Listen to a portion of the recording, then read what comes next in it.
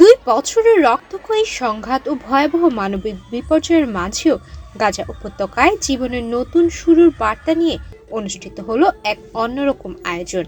মঙ্গলবার দক্ষিণ গাজায় খান ইউনিসে 54 দম্পতির গণবিবাহ অনুষ্ঠিত হয়েছে, যেখানে প্রেম ও আশাবাদ জয় করেছে ধ্বংসের কঠোর বাস্তবতাকে।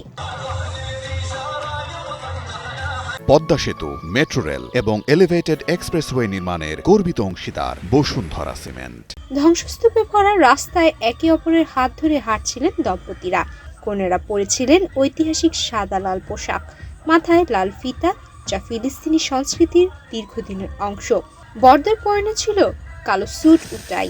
তাদের চারপাশে ভাঙাচোরা ভবন, কংক্রিটের ডিটি আর যুদ্ধের ক্ষয়ক্ষতি, তবে তাদের চোখে ছিল এক অন্যরকম উজ্জ্বলতা। লাল কার্পেট বিছানো ধ্বংসস্তূপের মাঝেই ঢাকঢোলের তালে তালে এগিয়ে যান দম্পতিরা। অস্থায়ী মঞ্চে ওঠার সময় কনের হাতে ছিল লাল, সাদা এবং সবুজ রঙের ফিলিস্তিনি পতাকা ও ফুলের তোড়া। বড়রা সঙ্গে হাঁটছিলেন ছোট পতাকা হাতে। ঐতিহ্যবাহী সঙ্গীত, নাচ ও উল্লাসে ভরা এই অনুষ্ঠান আশার বার্তা ছড়িয়ে দেয় উপস্থিত শত শত মানুষের মনে। অনেকে চত্বরে দাঁড়িয়ে অনুষ্ঠান দেখেন, কেউ আবার ঝুঁকি নিয়ে পাশের ভঙ্গদশা ভবনের উপর উঠে আনন্দ ভোগ করছেন। এক বর বলেন, আমার জীবনে এমন সুখের মুহূর্ত খুবই প্রয়োজন ছিল। এত কষ্টের পর এই আনন্দ আমাদের হৃদয়কে আবার জীবন্ত করে তুলেছে। তিনি জানান, ক্ষুধা, দুঃখ এবং প্রিয়জন হারানোর বেদনার পর এই দিনটি তাদের কাছে এক নতুন শুরুর প্রতীক।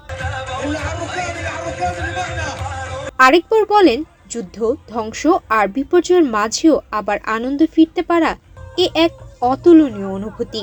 আল্লাহর কাছে শুকরিয়া, সামনে আরো ভালো দিন আসুক।